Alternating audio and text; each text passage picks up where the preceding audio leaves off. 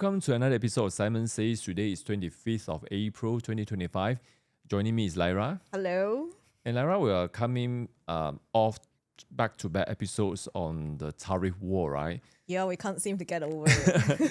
But today we kind of want to just continue to update on what's happening, but also look at some of the surrounding news, because a lot of things happening locally and also overseas are kind of related to, I mean, of course, when we talk about the tariff war, we're really talking about the whole realignment of trade or relationship of alliances. I mean, this is all related to the Ukraine war. It's related to what's happening in ASEAN and many places. So do you feel like this realignment is, could be as important as even the realignment that we have seen during the COVID era? Oh, totally. I mean, that I personally feel like it's a reset to the Great Reset that took place during the COVID era, and it's really interesting, the whole timing. It's almost like the nations are literally in the valley of decision, and they have to come to a place of, I wouldn't say the war is over pro-US or even pro-China, because there were so many trade barriers within those nations that were just being highlighted. So it's just that whether or not the nation is deciding to deal with a certain issue at this juncture of time. So I think even for Malaysia, I think it's an interesting time for Malaysia, because the media obviously will want to paint it as though, okay, are we siding US or are we siding China? But I don't think it's just like a simplistic terms as such. I don't think here we are trying to present any opinions that are like leaning towards a certain nation, US or China for that matter. I mean, we have covered the time when presidency was coming here as well. I think it's just interesting because two superpowers are just coming to a place of contention. And really, I think the question for every nation is, how would you decide to move forward? Do you actually want to make it easy for your own people to prosper in the midst of all these things? So I think it's really that sort of thing that people can't see between the lines. Yeah. And that's one of the things we want to also discuss, because very much, President Trump's period as president is really marked between, he wants he wants to make America great in the sense that he wants the people to prosper, but then he's facing out against a globalist system. Now we talk about globalist system very frequently in this show, even during COVID time and things like that. So I really felt it is that kind of framing. Every nation, it's not really even between US and China. I think we said that many times already. Like for example, Malaysia and European Union, we have discussion about free trade agreement for more than 10 years and there's still no deal. So you can see that even you take China and America out from the equation, many nations also have difficulty and challenges between their own relationship. And at the end of the day, are you going to help your own people, or are you adopting to a globalist kind of system? And we'll talk about that in a while, right? So I think we can start off with a little bit of the update, right? So of course, the last few episodes, I think we ended the last episode with President Xi's visit, and then of course, Zafrul and his team is in DC right now. Yep. I think today he just kind of released a very general statement, which I find interesting because he mentioned about, we try to strike a deal, and it may include removal of non-trade barrier, non-tariff barrier. So, which is very interesting because it's almost like, now I know it's very preliminary, but do you see that as some sort of some sort of compromise even? Honestly, I think Tengku Zafrul is a good candidate, because he has always been a bit more neutral. I think more business-like in that sense. Yep. So he is putting Malaysia, I think, in a good pathway if we are taking his direction. So I think Malaysians generally, I think we shouldn't see that as a way of compromising. I don't think it's compromising when it comes to business dealing, because there are different rule book for every different kind of dealings, like government or business or I mean arts and entertainment, you can't be like using the same language and try to, or even same cultural playbook, if you like, to just try to navigate through. I mean, because here they are just talking about, okay, because earlier on, I mean, there was so much confusion about how tariff is being calculated, and then there is that I mean, it's not even like retaliatory sort of tariff.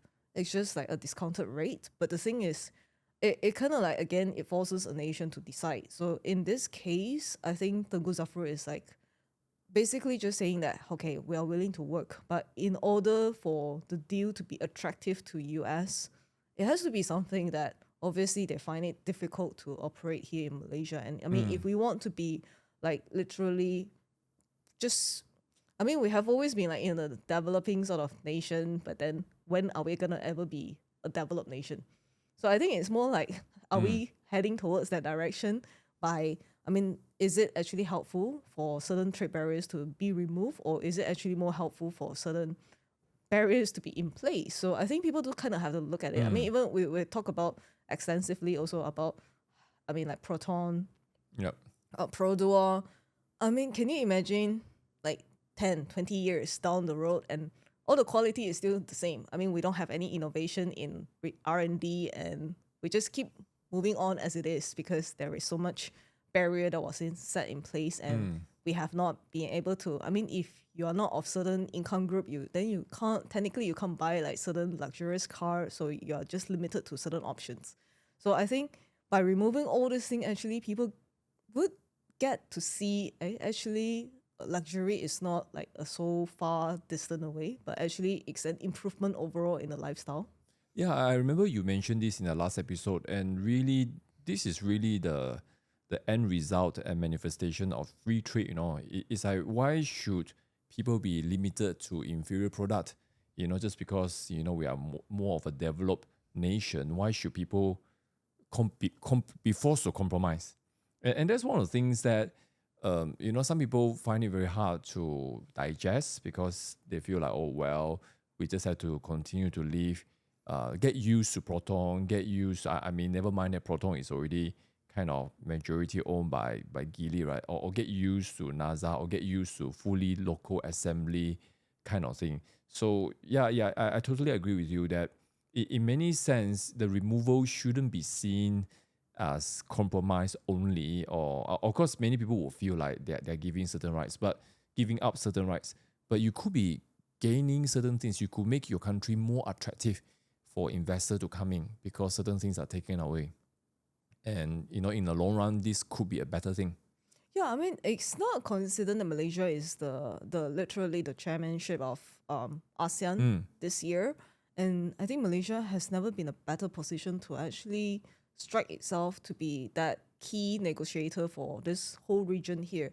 And can you imagine like Malaysia being the preferred location for all sorts of business dealing?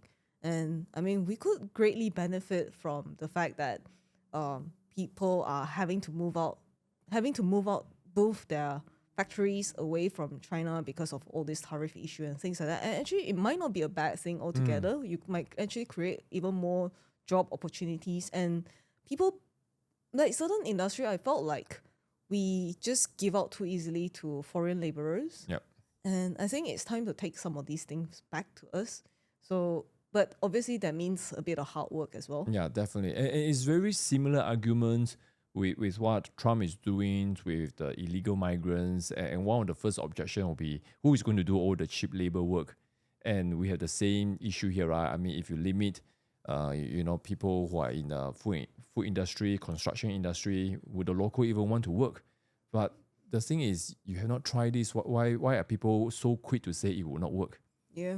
But of course, to do that, you have to change many things. The education system, you cannot just focus on STEMs. You cannot just focus on everyone becoming doctor, lawyer, or whatever. You have to kind of encourage the vocational and help them to get a good living and things like that. But of course, it requires a very big shift. Now, very interesting. When I was listening to you, I talking about Malaysia being chairmanship of ASEAN this round. Did you notice that ASEAN, besides Philippines, I think Malaysia probably has the lowest reciprocal tariff given. And so it's almost like the American are not looking specifically for trade concession. They're looking for some other things that Malaysia could provide. So it could be, some kind of political leverage in terms of organizing ASEAN and things like that, in terms of relationship with Middle East and even with China. If ASEAN could become truly neutral, I think the last few episodes we kind of say, everyone is like we should be neutral, but are we really neutral? Since Namjit time we were not neutral in terms of now. Of course, various American administration also played a part. Biden administration, all those things they play a part. But Malaysia has not been neutral. I think a lot of people can agree with that. That Malaysia has become closer. So how do you come to that area? So I just felt.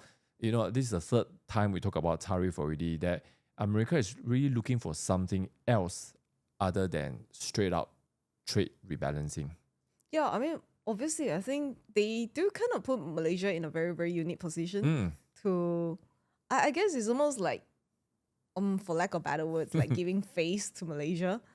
I heard someone was saying that allegedly that PMX was saying, when people ask, some of the people, senior people in his cabinet allegedly asked him, is our position on Palestine, on China harming this? And PMS gave a reply, which on the surface looks like it's like an excuse, but there seems to be some truth. And he's like, well, our tariff imposed by America is still lower than many, many other countries. So from that point of view, he's not wrong that there's something to be negotiated.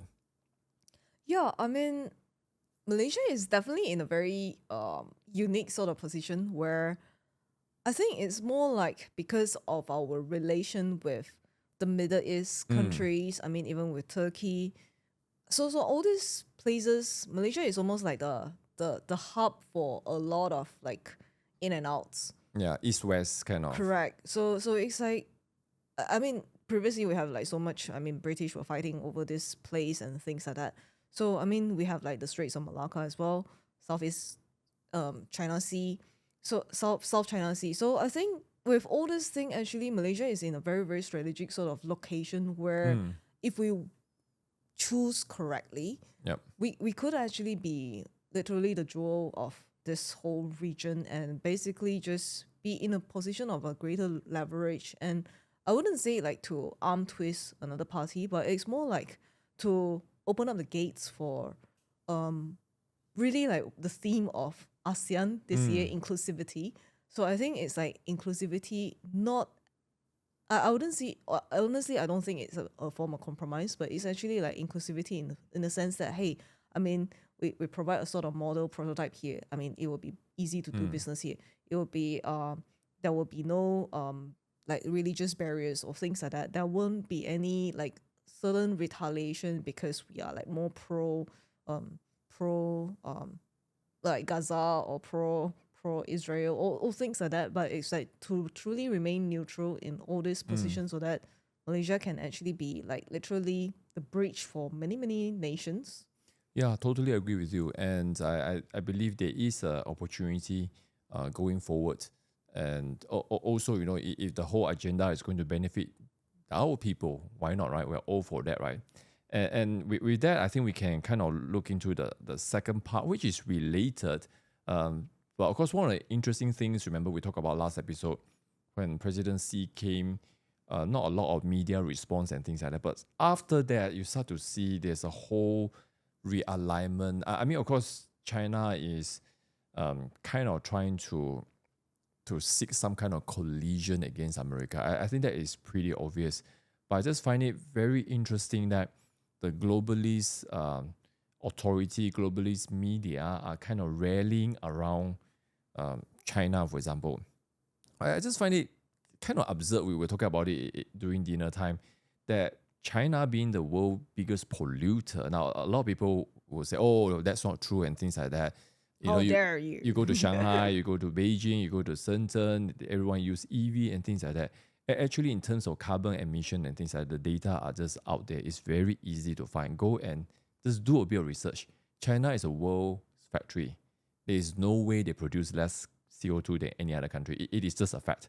Otherwise, how could you produce 85% of the world's rare earths? You can't do that because rare earth production, basically, you have to ignore every environmental rules out there. But of course, they can get away because they are still considered developing nation, most favored nation. But we're not here to dispute. We just say, look, go and find the data. It's very easy, it's just out there. So kind of ironic, right? The world biggest polluter now is saying that while America, they try to play the legitimacy game by saying that America, you pull out from Paris Accord, Trump is against EV. Actually, Trump is not against EV, it's like Elon Musk is the owner of the world biggest EV company. He's not against it, but he's against EV mandate. He's against EV subsidy. Because as a capitalist, as a businessman, he cannot stand, if I need to pay for a product to be used, then your product is no good at all. It's just common sense. So it is this kind of thing that is kind of causing all the globalists. So have you been reading around, what kind, do you sense like they are trying to kind of like get back? It is essentially very much rooted in Trump derangement. And I just felt like after President Xi went back, there's a lot of rallying. I think our friend David Tian, a few weeks ago when he came, and he was the one who kind of said that, look at FMT, Malaysian news portal, he used the word trigger, and it's almost like 80% of their world news article came from, the French publication AFP and things like that. And those are globally sound. Those are just Trump derangement. Then you have people like P. Guna and things like that. So you just felt that kind of intensity increase. So do you feel that the same thing that's happening, that the globalists are trying to, because so many things Trump did in his first 100 days are against globalists, right? USAID, DOGE. He say, look, if Zelensky doesn't want to play ball, I'm just going to leave you all. He even threatened to leave NATO and things like that. All kind of things, which he left WHO, he left Paris Accord. So all the things that trigger globalism. Did you feel all these things, plus of course now with the trade war, it is kind of galvanizing them to come together, and we're going against this dictator and the worst person on earth? Yeah, I think definitely. I mean, definitely the globalists, the leftists as well, they are definitely angry because, hey, how dare you take away all our source of income? I think there's a lot of wastages in all this thing, and people just don't see it because we don't generally see it published in the media. And obviously, media greatly benefited from all this. The mainstream media greatly benefited from being aligned to the globalist agenda. They are being funded by the globalist agenda as well. So with all this thing, I think they have like literally one agenda, because I think there's a deep-rooted nation-hating sort of spirit that is within them. And it's almost like they hated America to the core. Or like, it's like, hey, we have to go back to like, there's so much things that it's like, we talk about decolonization and things like that. So there's just so much things that are blurring the line, and I felt like that's the seed that globalists has actually put into many nations, and if we're not careful, we could also go towards that sort of direction as well. So I think what Trump is doing is actually, I think, is like literally throwing the sledgehammer into this whole thing, and it's actually causing like a havoc in a place that they have not thought he will actually like just cause some sort of chaos. So I feel they are a bit panicking, the panicants, but obviously they are also kind of like, I think it's because the money is being hurt. Yeah, with USAID and DOGE. But of course, do you feel like the whole, it's like a continuation of the American election, right? Because during the whole election, with Kamala versus Trump, it's basically, the MAGA crowd, the domestic crowd, the 50% Scott Bessent are in debt, have been neglected for 40 years. So you had those crowd coming together. Then you have the globalists. You have, all the famous people, all the Hollywood elites, the Harvard elites, all kind of surround Kamala because they also represent the globalist voice. because they want that kind of control. So of course, in the election, they were resoundingly beaten, right? I mean, in fact, many analysts, we covered that in some of our episodes. With the swing states and things like that, the result could be seen as what's the word? Suddenly I cannot remember the word. Landslide. Yeah. It's like a landslide kind of thing. So it's almost like a continuation. Or of course, they've been a bit quiet. There's a lot of siege, open borders and things like that. But the trade war, especially with China, just provided another theater of war for this manifestation to Correct. continue. I mean, even within the cabinet itself, I mean, there are so many hearsays. I mean, like from day one, it has not been easy for Pete Hegseth to be confirmed as the Secretary of Defense. Because he's like almost like an anti-globalist And kind of person. even right now, I mean, they are like just trying to like, oh, okay, there are news that he's gonna be removed, and even Vice President JD Vance had to like come out and say that, hey, no, I mean, we still have great faith in him. So I think generally, and I thought it was interesting because JD Vance also kind of like brought out the facts that, hey, actually our recruitment has never been greater. I mean, so look at all these things, and he is bringing a positive outlook to the American towards the military. So I think with that, it's like, I think it's at the end of the day, it's like, how are we strengthening our own nation? So I think that's what Trump is doing. And obviously there is a continuation of Trump derangement syndrome, because that, I think as Trump goes harder on draining the swamp, I think the more manifestation there would be on Trump derangement syndrome. Because I mean, can you imagine like all this liberal they are? I mean, I don't think they will change their mind so easily. No, not at all. And of course, just to give one example, because I think the China-US trade war kind of give us context, right? So I think during yesterday or the day before at the White House press conference, so Trump was just saying, and somebody was asking, so are you all still talking with China? Then he said, yeah, we're talking to China, and I believe there will be a deal. He's always like that. The way he negotiates is always like that. Then of course China, China, all the information come out from China is very carefully curated and things like that. Then China is like, we have no contact whatsoever. So people use that and then suddenly say Trump is U-turning. I don't even know how the logic comes. So the mainstream media are saying that Trump is caving. The right word is caving.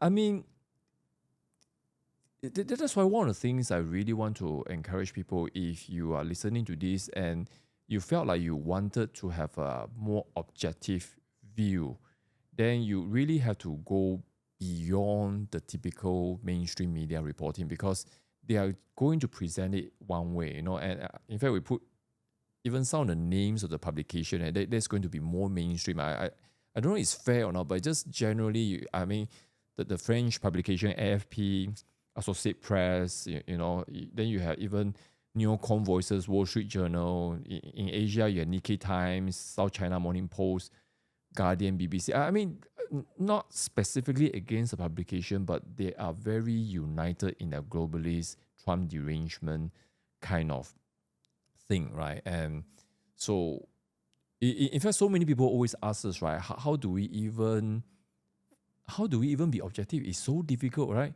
It's like, do you expect people to really do all the due diligence, fact checking, and things like that? But I think you and me, we both find that there are quite a lot of interesting different points of view, especially in ads these days. But of course, you get a lot of trash also. So with freedom, you get dilution, you get errors and things like that. There's no perfect answer. But I would say a lot of people should try ads and just try to look, even Elon Musk, for example, you like him or you hate him, you believe him or not, kind of reminds me of ex-President Biden campaign manager Jeffrey Katzenberg, right? He was saying that people were asking him, oh, should we even believe things coming out from government and things like that? You remember that line we say, trust, but verify. So I think that's the whole thing. But of course, I do acknowledge that there are a lot of trash on social media and things like that. But I would say that is a place where you can get a dose of non-mainstream media stuff. Then you decide. Then you try to make... at the end of the day, I guess everyone will still have opinion. Everyone will still have their own convictions and points of view. You can't really change. I mean, you should have that, right? At the end of the day, but you should, at least after you explore all the things. Okay, now let me ask you, and maybe you know how do you smell a globalist kind of tone or messaging?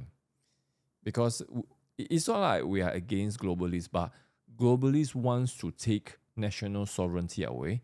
It wants to empower, all the super multinational corporation, but at the end of the day, it's going to kind of destroy local economy. I mean, we're saying in a very broad sense, but how would you, I mean, if somebody asks you, it's okay, you talk so much about globalists, but how do we even begin to identify them? Well, I think they are very. Oh, I think the globalists have been great in demonstrating a very unified position. I mean, more so than even a conservative. So I think that's one way you can tell. But I think the key clue is actually they are very, very militant. I mean, if you look at the way that they are handling certain things, it's almost like you can not have a second opinion. Like COVID, I think is the best example. Correct. So I think the fact that I mean, we talk about you talk about free trade. I mean, at the end of the day, it's all about freedom to trade. So I mean, there should be no barrier at all. So if you Why talk are they about so triggered by the removal of trade barrier? I mean, that should be the first kind of like warning light, right? Why are these people against real free trade? correct. So if you talk about like open borders and things like that, okay, so you say like you want to have like an easy influx of people like migrants coming into this nation or out of this nation and things like that. But at the end of the day, it's really not about freedom. I mean, if you could look at the whole thing and actually what they're promoting, you think it is liberty, you think it is freedom, but actually there's a tremendous amount of control, and it's only just controlled by the top elites. So I think and the way they do it is like a very demeaning sort of way, and it's like I know better, so therefore you must listen to me. I mean, because we talk about so much about the generalists or actually the specialists, and that has been proven to be very, very wrong. I mean, even now I think people are still having doubts towards vaccine, which vaccine. Expert opinion. Correct. So which vaccines should be like legitly people should be taking, or like actually okay, well, because it actually destroys the public trust towards a certain thing. So I think how do you detect globalists is like, hey, I mean, do they all come from the same? I mean, obviously the World Economic Forum and things like that. I mean, do they all talk about certain agenda where actually at the end of the day, I think they are very racist, very anti-Semitic, and if you could see all those things, actually they are very against certain nation, and it's not. And we do talk about the two nations that are most greatly triggered. I mean, triggering people are Israel and the United States. Yep. So I mean, if people get triggered, then you should kind of like feel okay. Why are people triggered? And maybe just do a bit more research on that. I mean, triggering is always a point of like, okay, maybe there's something. It's almost like, hey, there's no goal here, but you try to dig in a bit further. Actually, you make a very interesting point. You know, like how the globalists, because like open border and cheap labor. I think those are and cheap goods, really good context and example, because everyone wants cheap good, right? So in order to have cheap goods, that means you have to outsource all your production. So for the last 4 years we have seen China becoming the world's factory.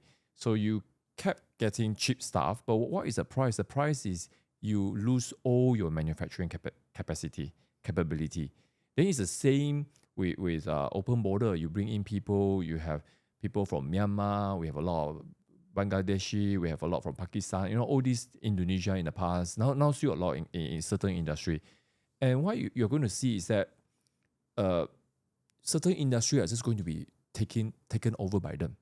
So our own people are going to lose job long term. And they don't think, they think, oh, it's good, I can have people who do all the manual work and things like that.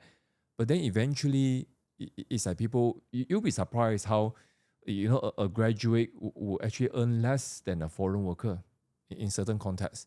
So people, you are giving out certain things, and people, it's not a free exchange at the end of the day. Then, of course, the one who plan all these things, the globalists, and I think you mentioned already, talking about COVID expert opinion, one of their behavior is always, I know better than you. So people sometimes use the term philosopher king. because they talk very philosophically, but they want to behave like a king to you. And in fact, when you look at the Americans' history, I find it very interesting because recently I've been reading a lot. And people always say the American and the British. Actually, you know, those days George Washington, they all consider themselves British. Interesting. But the red coat, they call them regular, and the rebels are irregular. So it's not really between two nations. It's really about what kind of nation we want. We don't want taxation without representation and things like that. When they do the declaration, it's really war. And so, but yeah, I just find it very interesting that, you know, all the things we've been talking about, pursuit of happiness, freedom, and things like that, all these things are at stake now. And we shouldn't be so easily support this kind of agenda. But anyway, another very interesting thing which happens, of course, the passing of the Pope. And of course, the last Pope, would you agree that he is probably the most globalist Pope ever? Yes. So what do you make of all these things? I mean, we're kind of like running out of time already, but maybe we talk about this and we can kind of wrap up today. No, I thought it was interesting because I mean there are a lot of like the View anchors. They are like very concerned that, hey, I mean, are we gonna get a conservative Pope? So why would a conservative be something that is so harmful? I mean, if you look at data, actually you'll be very surprised that a lot of the younger generations, you're talking about beyond millennials like Gen Z, and even the next generation, and more and more of them are actually very conservative leaning. I wouldn't say conservative in the sense that they are religious, but more like, hey, we are pro like freedom, small protect- government, correct. less regulation, those kind of things. So it's like pro family, like procreation and things like that. So with this, I think it's an interesting turn away from what we think actually the world wants. So it's like more and more people are actually like wanting a certain order in their life, and they see that actually all this thing, the certain agenda, it's really like transgender agenda, transgender people competing in certain in female sports. I think no, there's no appetite for this sort of thing at all. In fact, they say in US it's an 80-20 issue. 80% against it. Correct. In any democratic nation, 80-20 is a slam dunk, and yet people still want to make it an issue. Yeah, correct. So I think people don't see all this thing, and actually so I actually see that it's an interesting turn. I mean, it will be interesting to see what the conclave has decided when we will see the white smoke. But the thing is, it's like it will be interesting if there are certain candidates. I mean, of course, like browsing through, and there were a few strong contenders, and some of them are very much like Pope Francis. But they're going to continue his policies. Correct. And some of them, they are very, very, very conservative and very anti-globalist. And there are actually like some, I think there's one from Hungary. I think he's like very much against EU sort of setup and things like that. So I think it'll be very, very interesting. So I just thought like we are actually kind of like breaking away from an era where a lot of people are championing for social justice to where actually there is really justice that is being restored to the streets, and really like there's restoration of order. I think we're actually moving away from lawlessness to like having law being set in order. So I thought it was kind of like an interesting timing in the midst of all this thing that is going on in the world. I mean, not saying that, I mean, obviously he has, the late Pope Francis has certain compassion towards certain people group and things like that. I think it's a good demonstration. I mean, even Mat Sabu was like praising him because of his stand on Gaza. Right? Yeah, I mean, yes, I mean, all these people are people group that deserves to be cared about. But what we're just saying is that we are not happy with the globalist agenda, and we're not happy when people are supporting like terrorists and things like that. I mean, all these sort of things should be like no brainer when it comes to like, hey, I mean, you're not choosing. You're actually choosing between good and evil. Yep. So, I mean, why should we be like having a dilemma over this sort of choices? So, I think it's just very, very interesting, the whole timing. Yeah, and of course, Pope, Catholic is still the single biggest religious group. Even though there are many factions, right? But one of the things about Catholic, ever since Martin Luther broke away, is that they have been very smart in keeping the whole coalition together. So that's why you see many expression of Catholic groups, because they'll be like, well, you can be different, but you're still part of us. So I think they learned their lesson with Luther, and that's why they remain so influential. Whoever is going to be the next pope, one way or another, will impact. Actually, they are very political as well. Yeah, I mean, look at I mean, Vance or JD Vance, of course, converted, but look at so many Supreme Court justices. Who I think is Roberts Catholic. Yeah, I think Amy Coney Barrett. Barrett. I think Kavanaugh. A few. It's like at O level. I mean, even Joe Biden.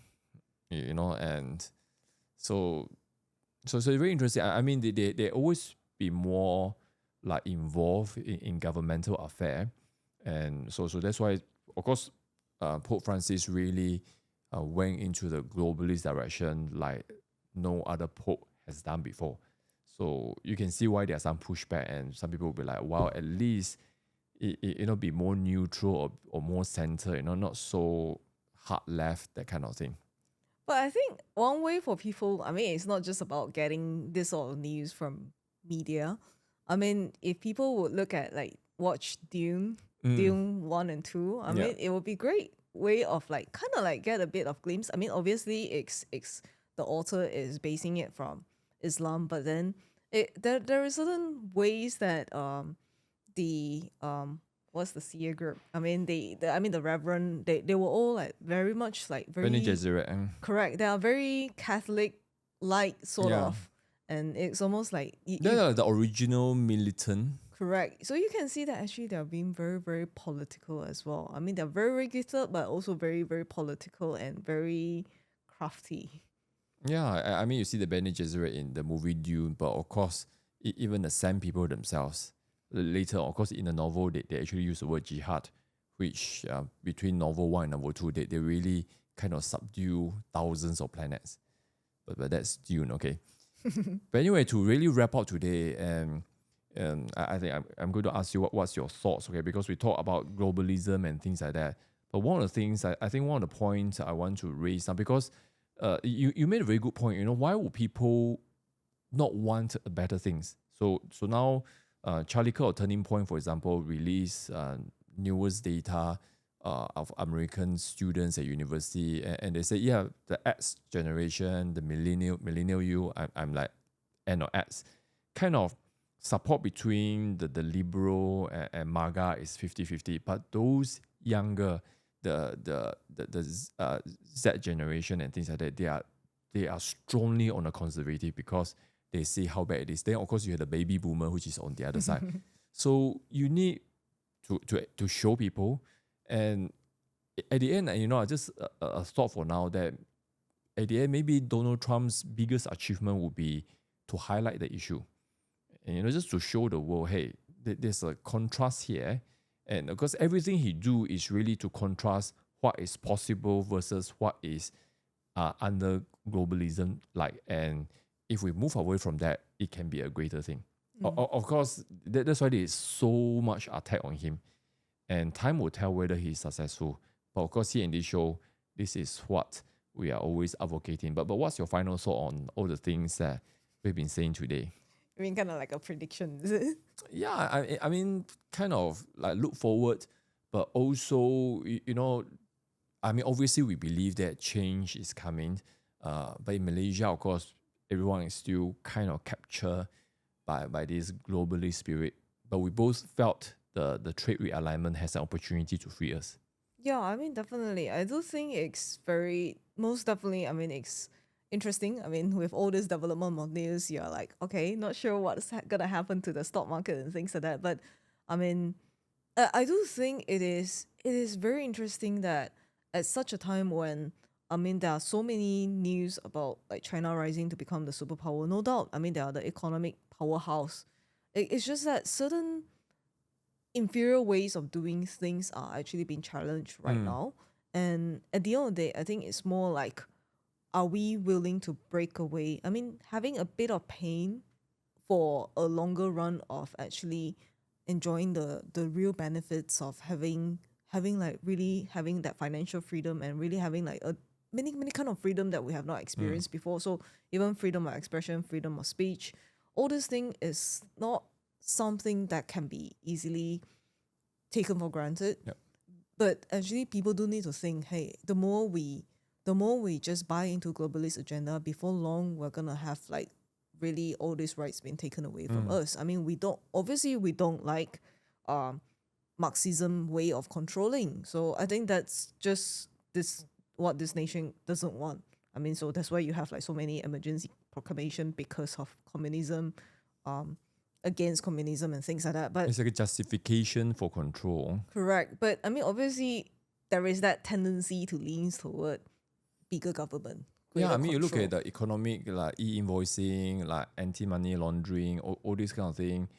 I think they're just trying to move into, global central currency, digital currency. Can you imagine? It's like, so Lyra, I know exactly what you bought yesterday, the day before. Oh no. And it's like, how dare you support this eatery? You'll be banned forever. Correct. That kind of thing. So I mean, it sounds like science fiction, but we're heading there. yeah, I mean, it's kind of like a Black Mirror sort of moment where, I mean, if people would choose correctly, actually, we can harness the great benefit of technological leap, but at the same time, also not actually being controlled by all this thing, but actually allow a greater freedom to be manifested. I mean, that's the whole spirit about innovation anyway. So I think it's just that I don't think we should settle for less. Yep. I think that's really like the message for this time, where we shouldn't settle for less. I mean, you have great potential to do many things and achieve great things in life, and why settle for less? Like, why just be contented with just, okay, I can only buy China products. I mean, Buy marigold orange juice. yeah, I mean, even having to choose between like different, like a more superior product and inferior product, and I mean, obviously people want the best. So but the best to their ability. So I think, what if there is an opportunity for your ability to afford all this thing to be increased greatly, and it's not like just a small bit of increase only, but it's like many tiers of increase. So because people are talking about like inflation and things like that, but at the end of the day, I mean, we're not really like talking about inflation.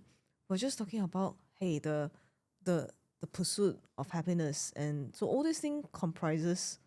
I mean, all these things are part and parcel of happiness. So it's just that we are being stripped from all this thing for so long that we no longer know what happiness is.